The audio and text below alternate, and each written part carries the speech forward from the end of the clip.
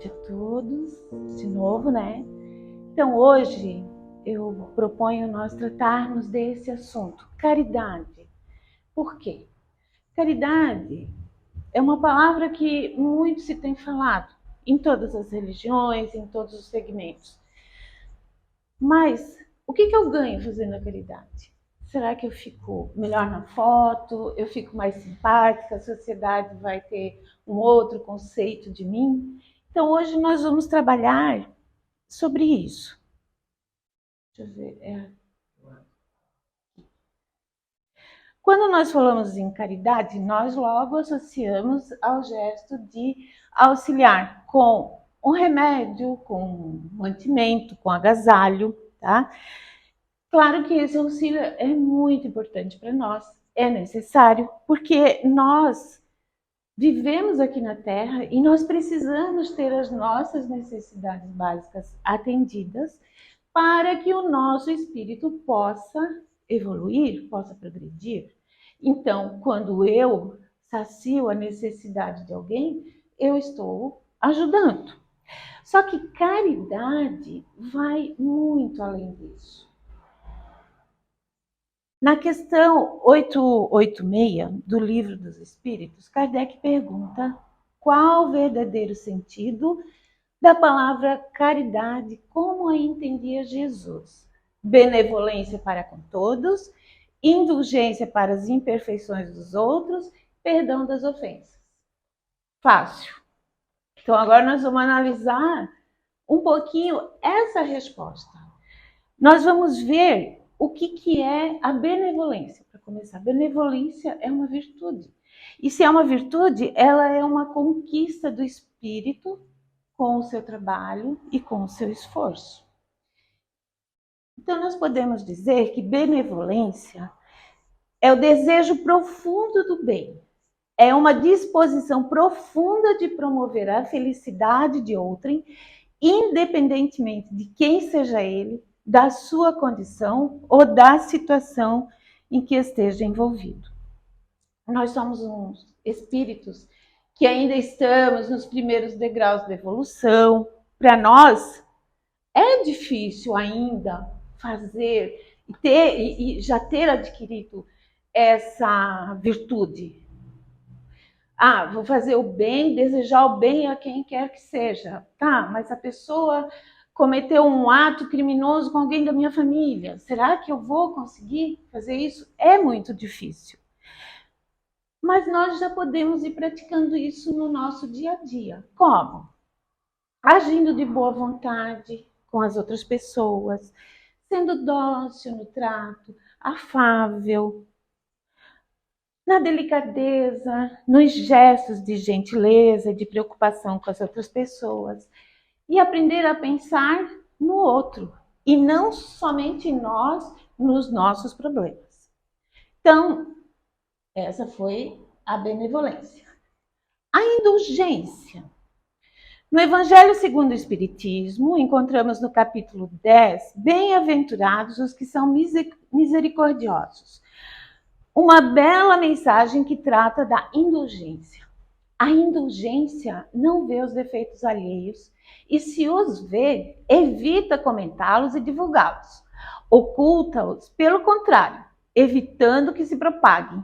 E se a malevolência os descobre, tem sempre uma desculpa à mão para os disfarçar, mas uma desculpa plausível, séria, e não daquelas que, fingindo atenuar a falta, a fazem ressaltar com pérfida astúcia. Sede indulgentes, meus amigos, porque a indulgência atrai, acalma, corrige, enquanto o rigor desalenta, afasta e irrita. Foi uma mensagem do João, bispo de Bordeaux, 1862, e está no Evangelho segundo o Espiritismo. Então, a indulgência é um sentimento fraternal. Nós precisamos cultivar com nossos irmãos. E é difícil, sim, tá? É muito difícil a gente evitar de comentar alguma infelicidade do outro, a gente olhar para o outro e muitas vezes ainda alguém fala e aumenta aquilo que devia ser uma coisa que devia passar despercebida. Pelo contrário, é uma coisa que todo mundo fala.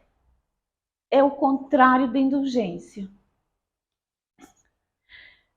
Nós devemos ser severos conosco e indulgentes para com os outros. E devemos evitar censurar, criticar.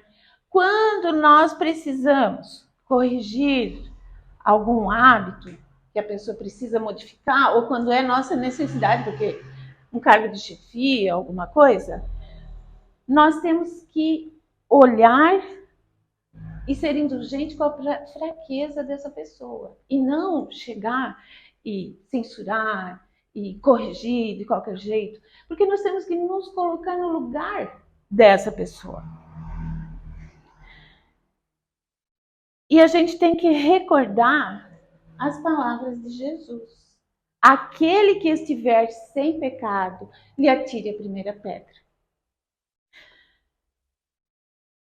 Eu acho que ninguém pode atirar a primeira pedra. E um outro recado do Cristo também: não podemos pretender tirar o argueiro dos olhos de nossos irmãos se temos em nossos olhos a trave que nos cega, dificultando-nos a caminhada.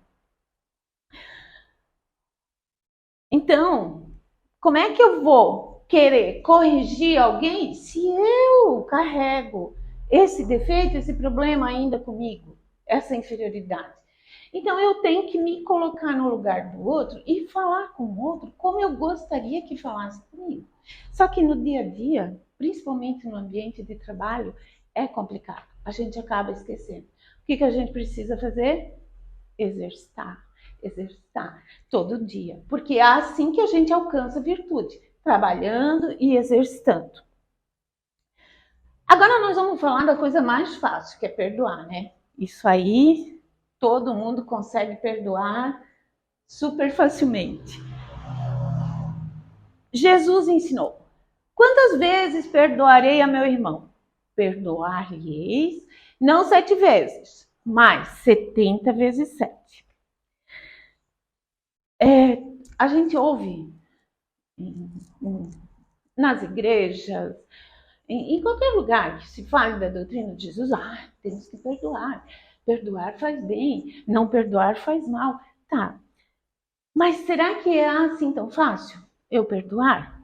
Se fosse tão fácil, nós não estaríamos nesse nível, o nosso mundo já estaria mais evoluído. Nas minhas pesquisas, eu achei no site do Espiritismo TV uma colocação que eu achei bem pertinente. Perdoar é um processo mental ou espiritual de cessar o sentimento de raiva ou ressentimento contra outra pessoa ou contra si mesmo, decorrente de uma ofensa percebida, diferenças, erros ou fracassos, ou cessar a exigência de castigo e restrição. Então, nós vimos que, geralmente, o perdão não acontece instantaneamente. Nós nos sentimos muito facilmente ofendidos, magoados, melindrados, ainda é da nossa característica. Mas é por isso que perdoar é um processo que é feito de etapas. E sobre o perdão, eu procurei nas obras do espírito Joana de Ângeles, que trata de temas psicológicos, psicografados por Divaldo, e eu encontrei no livro Amor, Imbatível Amor, uma menção à escritora doutora Robin Casarijan. Ela é autora do livro O Perdão, O Caminho para o Coração Tranquilo. Eu não consegui ler o livro, mas eu fiz bastante pesquisas para entender melhor o que ela estava falando sobre esse processo de perdão. E eu achei muito interessante o que ela explicou. Primeiro, o que não é perdão. Perdoar não é aprovar comportamentos negativos e impróprios, tanto seus como de outra pessoa. Eu não preciso aprovar nada disso. Eu devo, sim, colocar o que é correto, pelo menos o que eu acho correto para mim. Perdoar não significa aprovar ou apoiar o comportamento que lhe causa dor, nem o impede de agir para mudar uma situação ou para proteger os seus direitos. Perdoar não é manter uma atitude de superioridade ou de se achar melhor que os outros. Se você perdoa alguém porque tem pena ou porque acha tolo ou estúpido, você confundiu o perdão com arrogância e está agindo como um juiz. Não pode haver perdão genuíno se a raiva e o ressentimento forem negados ou ignorados. Então, se eu estou passando, se eu carrego lá dentro de mim essa mágoa, o perdão não vai acontecer. Eu primeiro vou ter que trabalhar dentro de mim essa situação, para depois eu conseguir trabalhar o outro. E agora nós vamos ver, então, aprendendo a perdoar. Assumir que a raiva, a mágoa e a ofensa existem no nosso coração. E não dizer, eu perdoei, tô ótima, já esqueci. Não, a gente tem que se conhecer, a gente tem que saber por que a gente está sofrendo, por que isso está doendo. Às vezes pode ser até um melindre da gente, mas no autoconhecimento, numa análise, eu vou descobrir, opa, não há motivo para eu ficar desse jeito. É um problema meu. Até baixa autoestima nos faz trazer esse tipo de sentimento. Procurar não revidar, nem mesmo em pensamento, e nem desejar o mal àquele que nos feriu. Em seguida, busquemos compreender a atitude do outro. Talvez tenha sido um mau dia para ele, ou esteja passando por uma fase difícil, ou talvez ele seja uma pessoa com grandes feridas na alma, por isso que é uma pessoa tão difícil. Depois, desculpa. Vamos desculpando e orando pela pessoa, sem nos fazer dessa pessoa o centro das nossas preocupações. Porque isso acontece muitas vezes. Eu quero perdoar. Ai, aquela situação aqui. Não, eu tenho que dar o tempo necessário, trabalhar. E isso não acontece de uma hora para outra. O perdão exige o esquecimento. Porém, não esqueceremos o fato, aquilo que nos causou a mágoa. Senão seria amnésia. Eu apagar tudo da minha mente? Não vai apagar. Mas, quando pudermos olhar nos olhos daquele que nos magoou, com tranquilidade e paz no coração, aí está implantado em nossa alma o perdão. Lembrando sempre que do mesmo modo que nós somos magoados, nós magoamos o outro. Nós também ferimos o outro. A gente, às vezes, só vai perceber a mágoa quando é com a gente, mas o que a gente faz? Nós também precisamos do perdão do outro. O Raul Teixeira, ele fala uma coisa que eu achei muito bacana. Existem coisas na vida da gente que ainda não demos o devido valor. Uma dessas coisas é esse vício terrível de guardarmos o lixo na alma, guardarmos mágoa, nos sentimos ofendidos com o que as pessoas dizem sobre nós, fazem conosco. Para esse problema, o grande antídoto é o que a gente chama de perdão. Então, nós vimos essas 3 virtudes que fazem parte da caridade. Agora a gente vai ver que a caridade, ela pode ser feita de muitas maneiras. Mas antes nós vamos fazer uma distinção entre caridade e beneficência.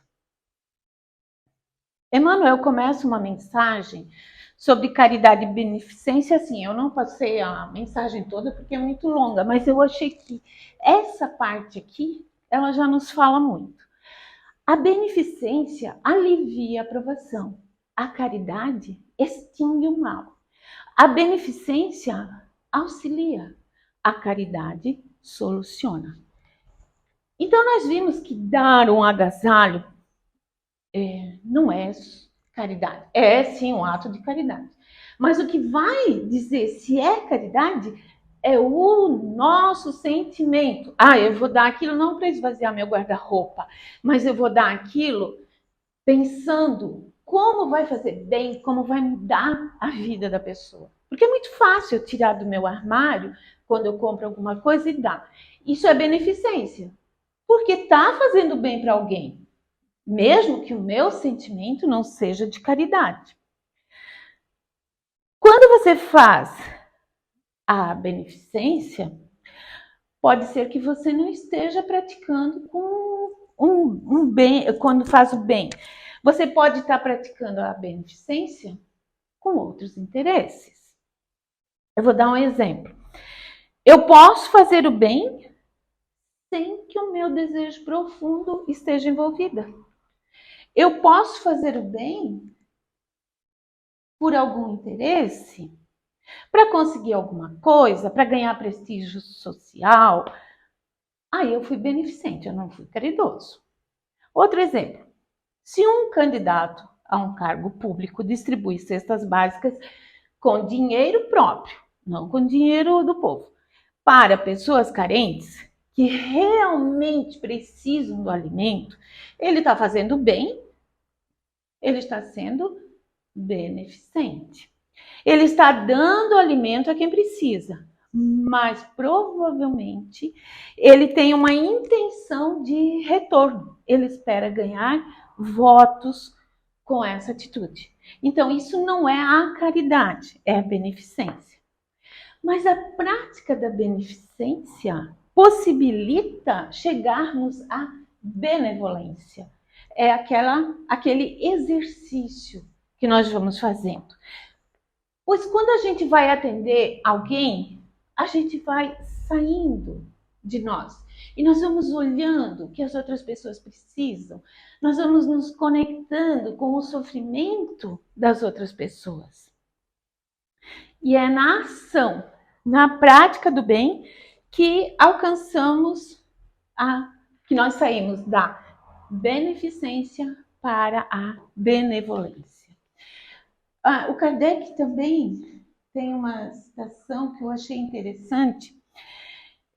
Na Revista Espírita, ele certa vez classificou a caridade em duas categorias: a caridade beneficente e a caridade benevolente.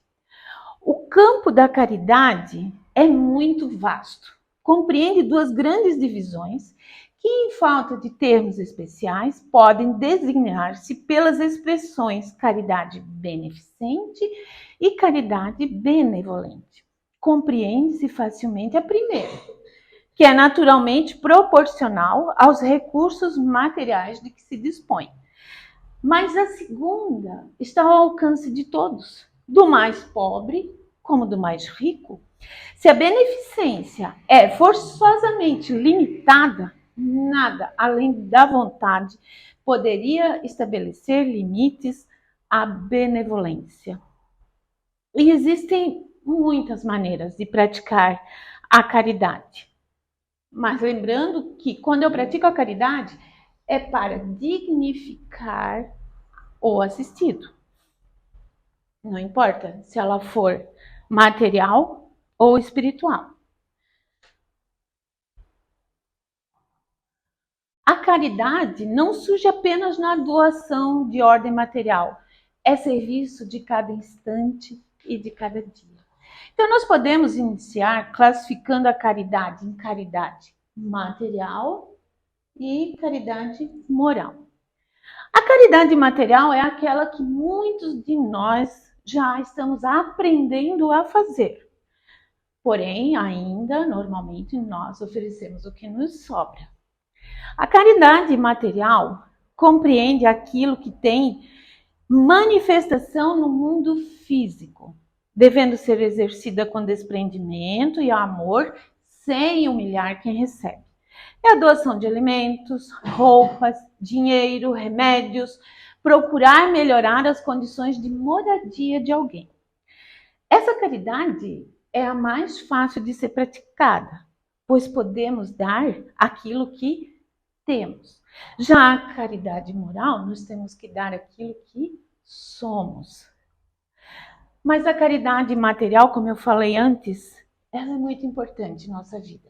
Por quê? Nós podemos nos empenhar em suavizar a jornada do próximo. Quantas vezes será que não nos ajudaram ou aos nossos entes queridos em tempos passados? Então, é uma obrigação da gente assistir ao próximo. E outra maneira de fazer a caridade material é doando-nos em trabalhos voluntários, ou mesmo colaborando financeiramente com instituições que realizam obras sociais de muito valor.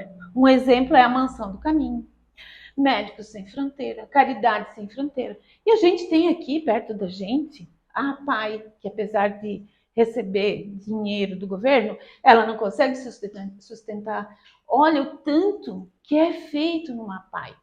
Nos hospitais, auxiliando nos hospitais. E a caridade moral, ela possui muitas formas de ser praticada.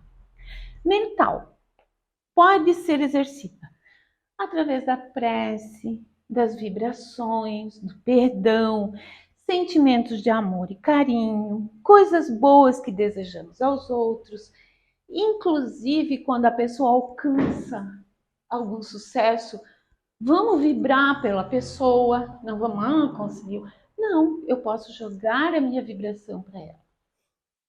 Verbal, expressa-se por palavras que expressam amor, consolo, falar suave, sem gritar, diante de uma fofoca ou maledicência, procurar os pontos positivos da pessoa de quem se fala, ou até mesmo mudar o rumo da conversa. Passiva é o silêncio diante da ofensa, a atenção diante de um desabafo, de alguém que sofre. Silenciar e não compactuar com comentários, brincadeiras, zombeteiras ou infelizes sobre outras pessoas. Gestual são as atitudes como um abraço, um carinho, um sorriso, um aperto de mão. Ou mesmo, né? A pessoa tá ali, você coloca a mão nela, ó, tô aqui, aperta no ombro. Isso já é uma forma de você transmitir alguma coisa de boa para a pessoa. Mediúnica, praticada nas casas espíritas. Quando em uma sessão mediúnica os desencarnados são ouvidos e auxiliados, porque somos espíritos encarnados ou desencarnados e precisamos desse auxílio tanto lá quanto cá. Nós podemos e devemos fazer a caridade com todos, começando no nosso lar, com os nossos próximos, mais próximos. Familiares, cônjuges, filhos, pais, genros, noras, sogros. É no lar que geralmente encontramos os maiores desafios quando se trata de caridade. É ali que nós temos que colocar em prova aquilo que nós conseguimos. Tolerando, compreendendo o nível que está a outra pessoa. Não é fácil, mas o lar é sempre uma escola. Amigos, colegas de trabalho e vizinhos. Pequenos gestos de delicadeza no dia a dia. Afabilidade, um sorriso, um cumprimento, certamente melhoram em muito o ambiente que nos encontramos. Assim como sermos mais tolerantes com as pessoas. Pessoas públicas, aqueles que pensam diferente de nós, de outras religiões, de outros partidos políticos. Procurar respeitar os que não comungam das nossas ideias, lembrando que nós somos todos livres para pensar como nós quisermos, evitando discussões ou críticas desnecessárias. Maus e criminosos, apesar de ser bem difícil, devemos orar por todos, pois todos somos irmãos. Será que não estivemos em situações semelhantes no passado? Evitar de comentar demasiadamente as atitudes deles ou fazer comentários depreciativos. Vamos lembrar que todos têm família, todos têm entes queridos. E às vezes a gente fazendo esses comentários, isso pode chegar até uma pessoa. Eu lembro que o meu irmão morreu com 17 anos de uma forma muito violenta. Foi uma explosão que foi causada, ele estava mexendo com pólvora. E foi tão triste, porque isso é no jornal, tudo, né? Mas foi tão triste as pessoas acharem que ele fosse um criminoso. E ele não era. Ele era um menino que foi orientado, mal orientado por uma pessoa e foi mexer com pólvora, tá? E aconteceu, foi uma tragédia. Mas ele não estava fazendo nenhuma arma, ele não estava. Era aquela curiosidade do jovem. Então, a minha mãe sofreu demais. E ainda ter que ouvir comentários que não tinham nada a ver com a verdade. Então, quantas vezes a gente fala dos outros sem nem saber o que a pessoa está passando? Os animais. Procurar auxiliar e proteger os nossos irmãos menores, contribuindo sempre que possível com entidades que desenvolvem um trabalho maravilhoso em relação aos animais. Lembrando que nós cabe a proteção dos animais. Conosco também. Melhor caridade para conosco é nos amarmos, dominarmos as nossas más tendências, procurar o conhecimento, a disciplina, a meditação. Isso vai nos deixar mais felizes. E agora eu trouxe os benefícios ao se praticar a caridade. Esse ponto foi abordado por Buda da seguinte forma: antes de dar, o coração se alegra. Durante o ato de dar, ele se purifica e depois de dar, ele se sente satisfeito. Atualmente tem estudos, muitos estudos, sendo feitos que comprovam os benefícios físicos da prática da caridade.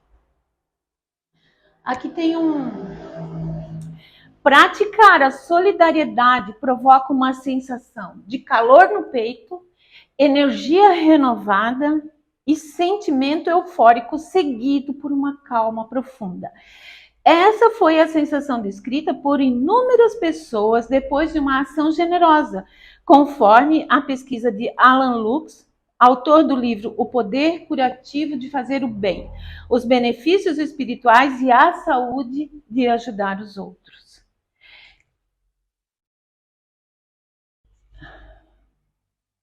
Em outro estudo, publicado no Jornal de Medicina Biocomportamental dos Estados Unidos, afirmou que dar suporte tem efeitos positivos nas áreas do cérebro envolvidas em resposta ao estresse e à recompensa.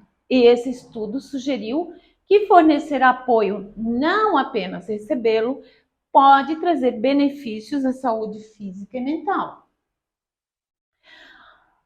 Um recente estudo realizado pela Universidade Harvard, Estados Unidos, mostra que ajudar o próximo resulta em uma série de benefícios para o corpo e a mente, com menos probabilidade de sofrer de depressão, menor chance de desenvolver ansiedade e de sofrer de doenças cardiovasculares.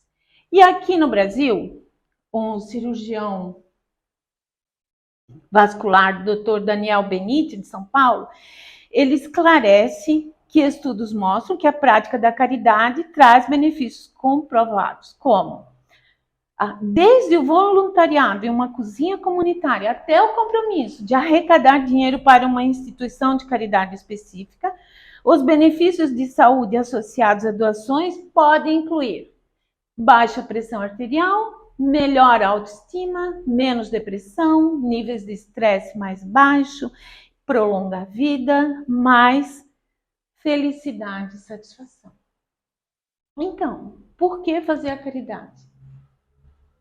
Ela nos traz um retorno, além, claro, de melhorarmos como pessoa, de melhorarmos como espírito. Mas Chico Xavier, ele resume isso num pensamento.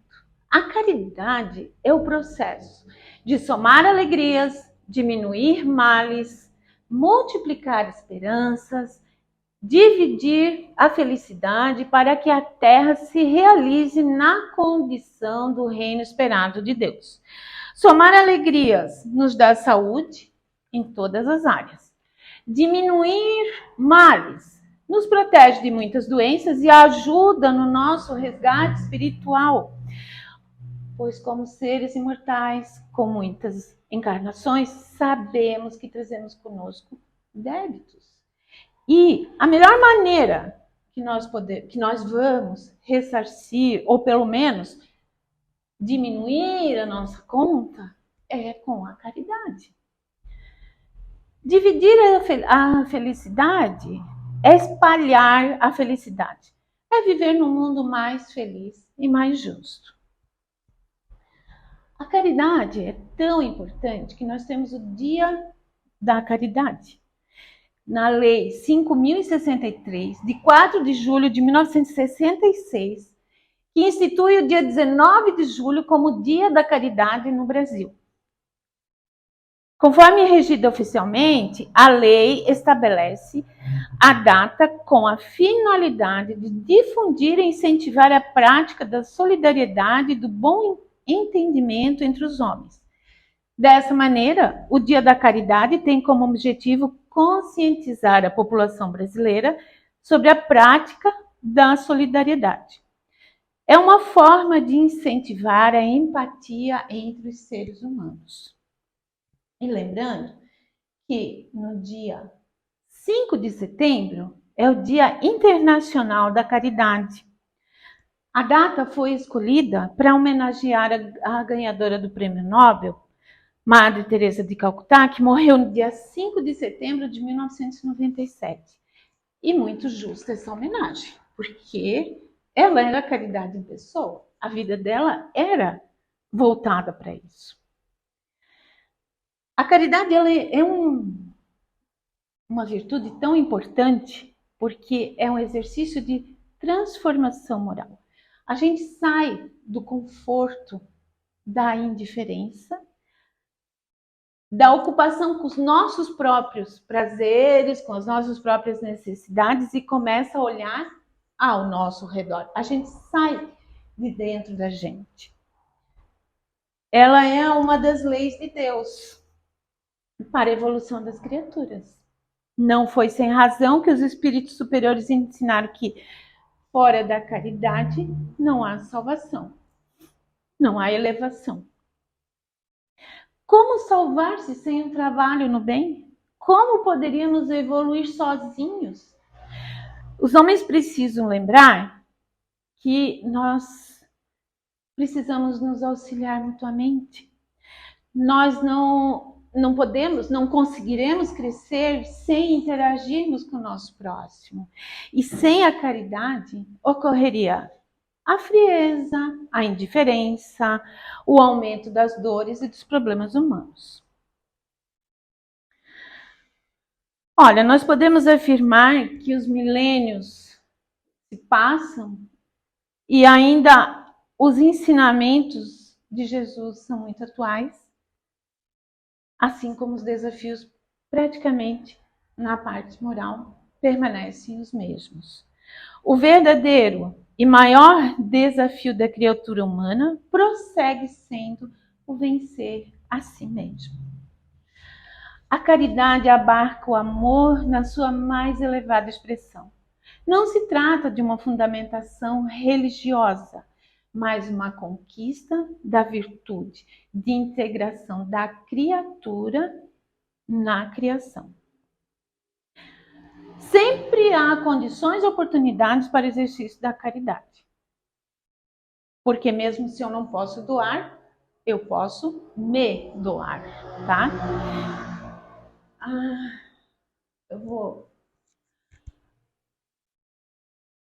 A caridade é a alma do espiritismo.